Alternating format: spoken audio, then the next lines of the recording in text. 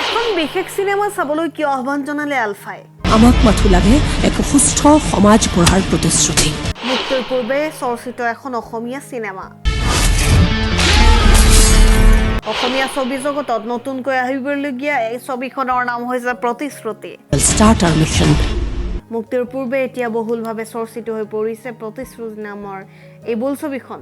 অহা 24 মে তাৰিখে আহিবলগীয়া এই ছবিখনক লৈ আলফা স্বাধীনে পঠিয়াইছে ইমেইল অসমীয়া দৰ্শকসকলক চিনেমা হলত গৈ চিনেমাখন চোৱাৰ বাবে ইমেইল যোগে আহ্বান জনাইছে আলফা স্বাধীনে ৰাতুল বৰুৱাৰ প্ৰয়োজন আৰু কিশোৰ তহবিলদাৰৰ পৰিচালনাৰে আহিবলগীয়া ছবিখনত বৰ্তমান অসমত চলি থকা ড্ৰাগছৰ ভয়াৱহ ৰূপটো দাঙি ধৰাৰ প্ৰয়াস কৰিছে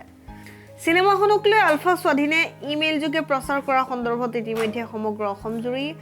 যি চৰ্চা আৰম্ভ হৈছে তাকে লৈ এতিয়া মুখ খুলিছে পৰিচালক কিশোৰ তহবিলদাৰে কিয় অসমীয়া চিনেমা প্ৰতিশ্ৰুতিহে আলফা স্বাধীনে মুকলি সমৰ্থন জনাইছে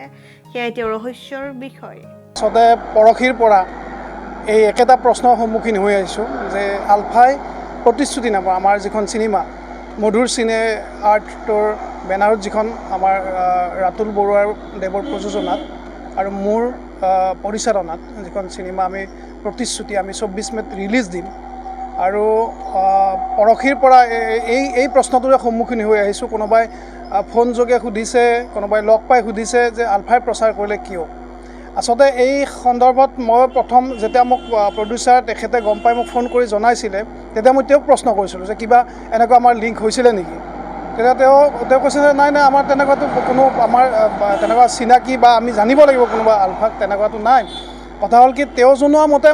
ময়ো সন্দেহ কৰিছোঁ সেইটো তেওঁ সন্দেহ কৰিছে যে আমি 3 মাহ ধৰি চিনেমাখনৰ প্ৰচাৰ আৰম্ভ কৰিছোঁ আমি টিজাৰ ৰিলিজ কৰিছোঁ আমাৰ বহুত ভিউৱাৰ্ছ হৈছে আৰু আমাৰ গান ৰিলিজ কৰিছোঁ তেনেকৈ পোষ্টাৰ ৰিলিজ কৰিছোঁ কালি আমি এটা ট্ৰেইলাৰ ৰিলিজ কৰিলোঁ গতিকে এনেকৈ হয়তো তেওঁলোকৰ সংগঠনৰ কোনোবাই হয়তো আমাৰ চিনেমাখন চাইছে আৰু আমাৰ চিনেমাখনৰ এটা বিগ মেছেজ এটা আছে আমি ড্ৰাগছৰ যিটো মানে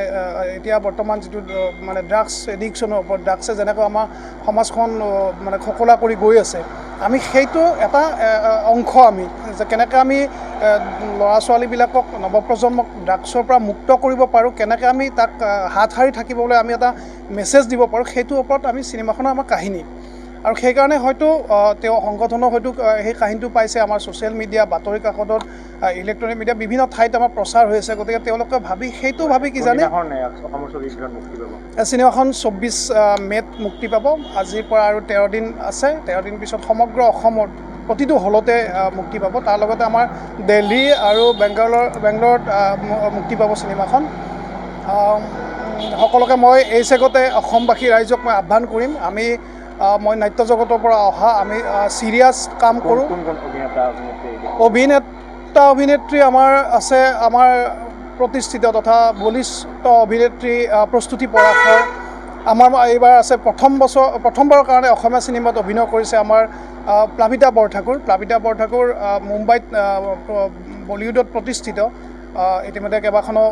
হিন্দী চিনেমা 3খনমান হিন্দী চিনেমা আৰু কেইবাখনো ৱেব ছিৰিজত তেওঁ অভিনয় কৰিছে তাৰোপৰি আমাৰ বিভূতি ভূষণ হাজৰিকা আমাৰ গীতাৱলী ৰাজকুমাৰী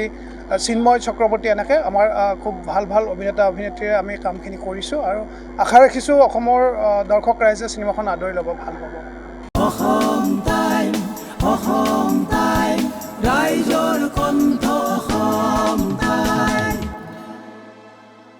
আপোনাৰ প্ৰিয় চহৰ নলবাৰীত নিজাববীয়াকৈ বসবাস কৰাৰ সপোন আছে নেকি চহৰৰ মাজমজিয়াত মাটি কিনি ঘৰ সাজি লোৱাৰ সমস্যাই দেখা দিছে নেকি সেই সমস্যা এতিয়া আৰু নাই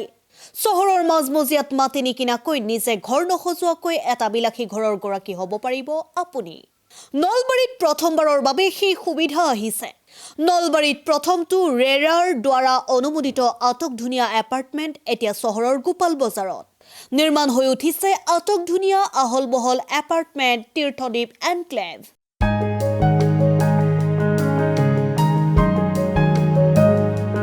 চহৰৰ গোপাল বজাৰৰ DIC পথত নিৰ্মাণ হৈ উঠিছে তীৰ্থদ্বীপ এনক্লেভ এপাৰ্টমেণ্ট